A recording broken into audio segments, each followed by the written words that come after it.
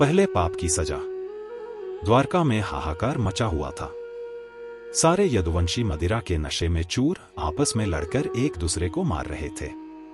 तभी समुद्र में महाभयंकर बवंडर आया, जिसके चलते पूरी द्वारका नगरी तहस नहस हो गई। एक शक्तिशाली भूकंप के कारण पूरी की पूरी द्वारका नगरी समुद्र के तल में समाहित हो गई। बहुत ही बुरी तरह से भगवान श्री कृष्ण का संपूर्ण यादव वंश और द्वारका नगरी नष्ट हो चुके थे। गांधारी का श्राप फलीभूत हो गया था। वो श्राप जिसमें गांधारी ने भगवान श्री कृष्ण से कहा था कि तुम चाहते तो युद्ध नहीं होता।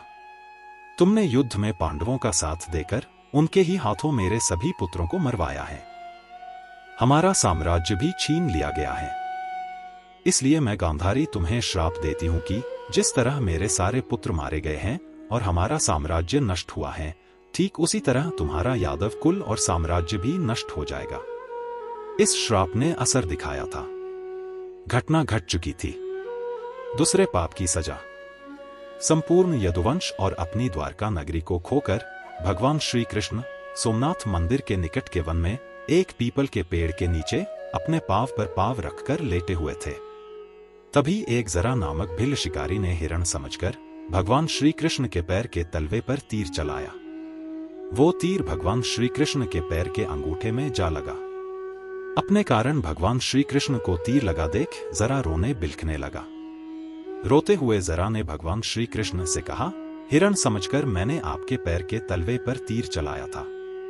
मेरे चलाए गए तीर के कारण ही आपको इतनी पीड़ा हो रही है। मैं आपका दोषी हूं। इस पर भगवान श्री कृष्ण ने जरा से कहा, ना ही ये तीर तुम्हारा है और ना ही तुम दोषी हो।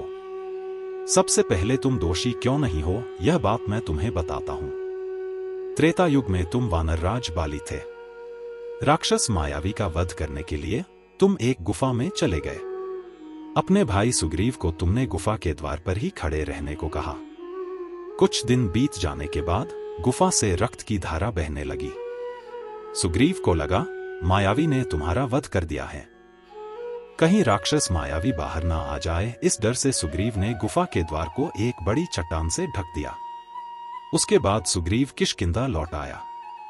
तुम्हारे सारे मंत्रियों ने तुम्हारे आने की कुछ दिन राह देखी, परंतु फिर भी तुम नहीं लौटे, तो तुम्हें मरा हुआ जानकर सुग्रीव का राज्याभिषेक कर दिया गया।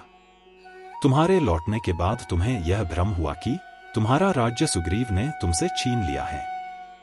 इसलिए तुमने सुग्रीव पर प्राणघातक हमला किया, जिसके डर से सुग्रीव ऋषिमुख पर्वत पर जाकर छिप गया और यहां तुमने एक घोर पाप कर दिया। अपने भाई सुग्रीव की पत्नी रूमा को तुमने हड़प लिया। तुम्हें ब्रह्मदेव से वरदान प्राप्त था कि जो कोई भी तुमसे युद्ध करेगा उसकी आधी शक्ति तुम्हें मिल जाएगी।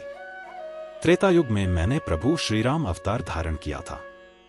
अगर मैं तुमसे आमने सामने युद्ध करता तो मेरी आधी शक्ति तुम्हें मिल जाती, परंतु इस अमोघ शक्ति को तुम्हारा वानर शरीर सह नहीं पाता और वहीं तुम्हारी मृत्यु हो जाती। मैं भगवान विष्णु का अवतार हूं, यह बात रावण के साथ साथ सारे संसार को पता चल जाती। उसके बाद रावण का वध करना असंभव हो जाता, क्योंकि रावण को यह वरदान था कि नश्वर मानव को छोड़कर देवी देवता, राक्षस, ऋषि मुनि या कोई भी जानवर उसे नहीं मार सकता। इसलिए मैं भगवान विष्णु का अवतार हूं। इस रहस्य को रावण से छुपाने के लिए त्रेता युग में मैंने तुम पर छींपकर तीर चलाया था, जिस कारण तुम्हारी मृत्यु हो गई। तुमने अपने भाई सुग्रीव की पत्नी रूमा के साथ जो दुष्कर्म किया था, उसी का दंड मैंने तुम्हें दिया था। मृत्यु से पूर्व तुमने मुझे श्राप दिया था कि जिस तरह तुमने मुझे छींपकर मारा है, उसी तरह अगले जन्म में मैं तुम्हें छींपकर मारूंगा। बस उसी श्राप की पूर्ति हुई है। किसी को छींपकर मारना एक अपराध ही है, इसलिए मेरी मृत्यु के लिए तुम दोषी नहीं हो। तीसरे पाप की सजा। उसके बाद भगवान श्री कृष्ण ने जरा से कहा, रही बात इस तीर की, तो यह तीर तुम्हारा नहीं है। यह तीर बर्बरीक का है, जिसका मैंने महाभारत युद्ध से पहले अपने सुदर्शन चक्र से उसका सर उसके धड़ से अलग कर दिया था। बर्बरीक ने देवी आदिशक्ति की आराधना कर 3 अमोघ बाण प्राप्त किए थे। पहला बाण अपने लक्ष्य पर निशान बनाता था, दूसरा बाण कहीं भी छुपे हुए लक्ष्य पर निशान बनाता था, तीसरा बाण निशान लगे हुए लक्ष्य को भेद देता था। इसकी परीक्षा मैंने स्वयं ली थी। बर्बरीक को इन्हीं बाणों से पीपल वृक्ष के सभी पत्तों को मैंने भेदने को कहा। उसके पहले बाण ने सभी पत्तों पर निशान लगा दिए। दूसरे बाण ने बड़े पत्तों के आड़ में छुपे छोटे पत्तों पर निशान लगा दिए। उस वृक्ष का एक छोटा सा पत्ता तोड़कर मैंने अपने पांव के तलवे के नीचे छुपा लिया। बर्बरीक के तीसरा बाण छोड़ने पर उस बाण ने वृक्ष के सभी पत्तों में छेद कर दिए। उसके बाद वह बाण मेरे पैरों के सामने आकर रुक गया। तभी वहां देवी आदिशक्ति प्रकट हो गई। देवी आदिशक्ति ने मुझसे कहा, तुम मेरे द्वारा बर्बरीक को दिए गए वरदान का अपमान कर रहे हो। तब मैंने माता आदिशक्ति से कहा कि मैं वज्रदेही होने पर भी मेरे पांव का तलवा कोमल ही होगा और यही बाण मेरे तलवे में लगने से मेरी मृत्यु होगी। बर्बरीक ने महाभारत युद्ध में लड़ने के लिए एक अजीब सी शर्त रखी थी। उसने कहा, पहले मैं पांडवों की ओर से लड़ूंगा। जब कौरव सेना कम हो जाएगी तब कौरव सेना की ओर से लड़ूंगा। मैंने सोचा, इस तरह तो युद्ध में कोई भी जीवित नहीं रहेगा। परंतु इस तरह युद्ध करने के लिए बर्बरीक बाल हट करने लगा। बर्बरीक की मूढ़ बुद्धि को देखते हुए मैंने इस पर एक युक्ति अपनाई। मैंने बर्बरीक से कहा, युद्ध में विजयश्री पाने के लिए मैंने एक पूजा का आयोजन किया है।